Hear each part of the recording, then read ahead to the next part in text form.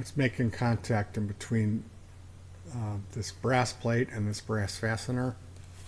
There's two brass plates that have wires soldered to them that go up to this white connector that go into the tone generator board on the capacitor selection bank. So you can have this oscillate really low or really high if it's set in the middle, which is where I have these wires connected. It's within the range of human hearing.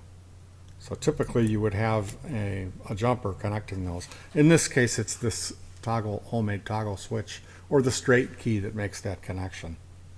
So the board has an amplitude, a fine, and a coarse control. There's an LM386 amplifier on this board here, which is a half a watt amp. I'm not a fan of this, but it does the job. Inside this tubing, there is a little Logitech computer speaker that faces down, so the sound actually travels through this tube. The idea behind this project, well, I guess I should show off this toggle. There's a real beefy toggle that I got out of a tractor, and this switch was on my boat. It activated the disco ball. So this was inspired by the Radio Shack 160-in-1 project kit. I used to build these test oscillators, Morse code oscillator, and it had a little key and it had Morse code printed on it. The key is a momentary contact switch, so you would beep, beep, beep. And you can change the pitch. You can select the oscillator type of triangle, square, or sine. I get that this chip is a knockoff chip. It's not a real XR2206 because of the cost of the unit. It couldn't be authentic, and then it's not producing an authentic or real genuine sine wave. I get that this is not a work of art or ideally functional straight key. This was my first this is actually my second key. I made one when the kids were little on this cheap telegraph video. But I was going for, like, in order to Goldilocks this project, it was not spend money to build with parts that I had here and have it fun and reasonably functional, but certainly not a professional or legitimate type. This is a toy. This is an artist's sketch. It's a mock-up of something that used to exist at an older time. Now, this is a leather binocular. It's the top of a binocular case. This leather piece was floating around. I saved it, even though the case fell apart.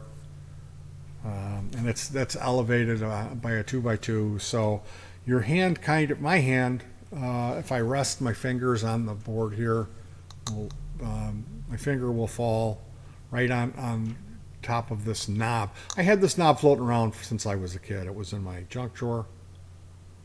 So this was all assembled from just bits that were in the junk box. I was looking at twin T oscillator, sine wave oscillator, transistor oscillators that I could build, and I very well could have got the parts out and built one. And then I found I had one of these kits laying around. It's a $3 kit. They're probably $6 now. I paid $3 for this, and I've used these before, and they're not really a pure sine wave. I get that, but that's what I went with to keep it simple. And the LM386, these is $1 for this board, and it's just a little utility amplifier. So this green block, that's the speaker wire out. These two wires come up and go inside, drilled a couple holes in this cap, and then that solders onto this speaker, which is pointing down, and it fires the sound through this tube and then out this hole. So you can cover it with your thumb and get like a little wah-wah action going. Here, I'll show you. This is what the device sounds like. That's SOS, and that's right now, that's the only, that's an E, is an A. That's a T. That's an M. And I was looking at a phonetic, they were showing like, that's an I. And they had a picture of an insect, and then the little two dots were his eyes. So the A being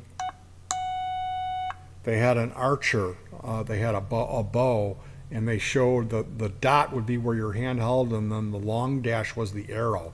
So that's on Google. If you'd like to take a crack at learning Morse code, they have a trainer you can install on Android phones, or you can check that out on your computer. But I was there earlier today, and it seemed like a really neat way to spend a few minutes learning more about Morse code. But the purpose of this video is just for me to just show this off quickly and its functionality. So there is a volume.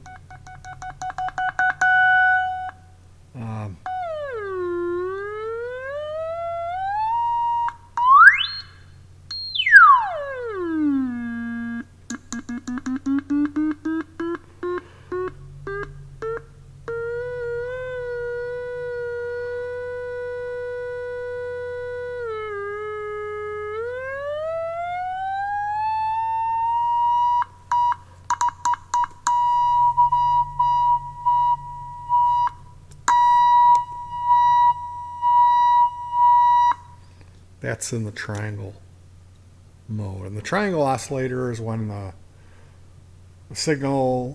oscillation ramps up and then comes down, ramps up and comes down. So they call it a sawtooth because it looks like a saw blade.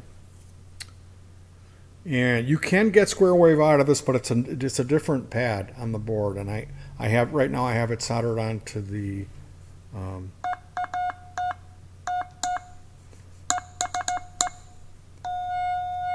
that's Kita's code.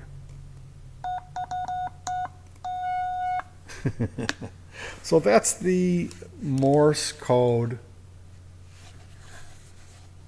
practice oscillator that I built as just a fun project, and I am painfully aware of how that's just Goldilocks for me, meaning it's a good blend of just parts that I had laying around and doing a decent job of putting it together, but it's not anything really great.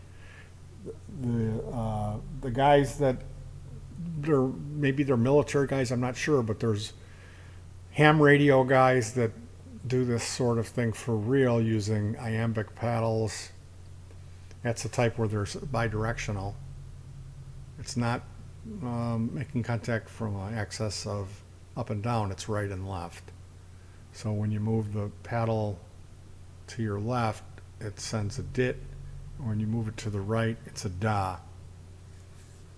And there's guys building straight keys that they're like work of art, where the bass is like dark marble, beautiful bass, and then it's like brass, all brass that they've milled and built all of the accoutrements, and they're balanced in the way that they feel. This was just me kind of slapping something together to come up with my own basic version of it, and I'm painfully aware of that. So thank you for your interest. I twist your arm to go over to that Morse code, learn Morse code on Google, and you could learn a little bit more about it. It's a little slow, but you can use your mouse, and they have letters and stuff that come up, and you go through a process. It's interesting. It's something worth learning about, but it's also still in use. So take care, hug your pets, and peace.